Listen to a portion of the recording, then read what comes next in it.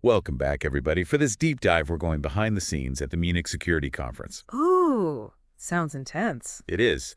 Think world leaders, high-level diplomacy, and a whole lot of tension. We're talking Zelenskyy, Putin, Trump's envoy, Kellogg. Oh, wow, all the major players. Right. And to make things even more interesting, the German elections are just a week away. So much going on. Exactly.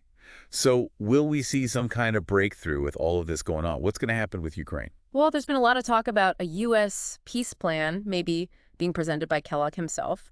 Imagine Zelenskyy, his chief of staff, Kellogg, and U.S. Vice President J.D. Vance all trying to figure things out. Wow. And then you've got people like Secretary of State Marco Rubio and Defense Secretary Pete Hegseth in the mix, too. That's a lot of big names in one room. High-stakes diplomacy, for sure. And what about the plan itself? I've heard rumors that it could involve Ukraine giving up some land. The classic land for peace idea. Yeah, but is Ukraine really willing to do that after fighting so hard? It's a tough question. It's like those old agreements, like the one between Israel and Egypt with the Sinai Peninsula. Right. Those were always controversial. Exactly. It might be a way to stop the fighting, but it also brings up questions about, future conflicts and what it means for territorial integrity. And then there's the whole issue of NATO membership for Ukraine.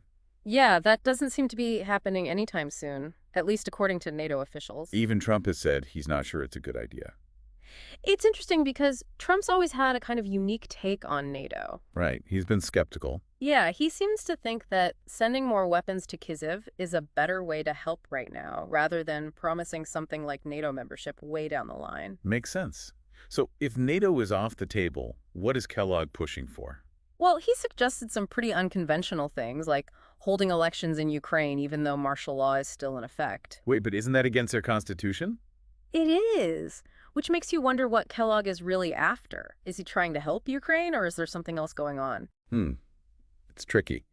And then there's Trump's suggestion that the U.S. should get access to Ukraine's rare earth mineral deposits. Ah, yes, as a way of getting something back for all the aid they've given. Exactly. It's a good example of how economics and geopolitics get all mixed up.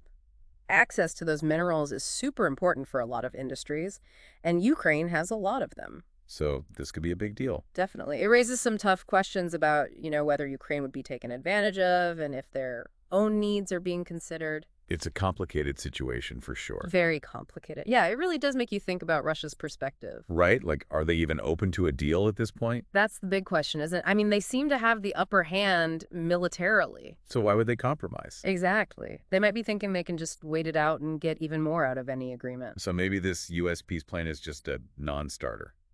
Well, it's hard to say. Diplomacy can be pretty unpredictable sometimes. True. You never know what's going to happen behind closed doors. Right. It takes a lot of, back and forth and figuring out what everyone's priorities are. And sometimes you need a bit of luck, too. Oh, absolutely. But speaking of tricky situations, we can't forget about the hostage crisis in Gaza. Oh, yeah, that's right. The deadline for those Israeli hostages is coming up fast. It definitely adds another layer of tension to everything that's happening in Munich. And with Trump saying all bets are off if the hostages aren't released. It's a high-stakes situation for sure. Yeah, it doesn't sound very hopeful, does it? Well, it just shows how everything is connected in global politics. What happens in one place can have a huge impact somewhere else. Makes sense.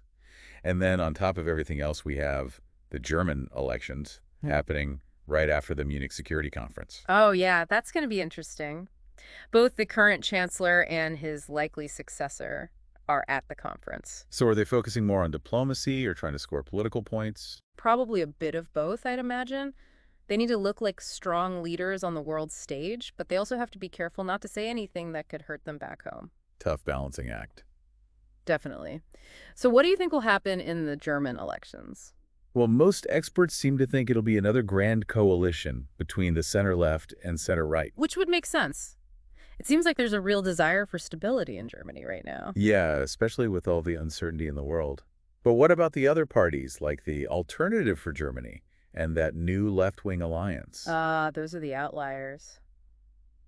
It's interesting that they weren't invited to the Munich Security Conference. Especially the Alternative for Germany with their pro-Russia views. It's a pretty clear signal that the mainstream parties are trying to distance themselves from those kinds of positions. Yeah, they're drawing a line in the sand. And it's a reminder that even though Germany has a tradition of coalition governments, there are still some limits. Some red lines you can't cross.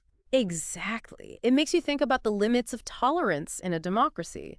Hmm. How far can you go in accepting different viewpoints before you have to say, enough is enough? It's a tough question for sure. Very tough. So let's recap. We've got a possible peace plan for Ukraine, a hostage crisis with a looming deadline, and German elections just around the corner. And all of this is happening against the backdrop of, global tensions and shifting alliances. It's a lot to keep track of. It really is. Yeah, it really is like a giant game of chess with everyone making their moves.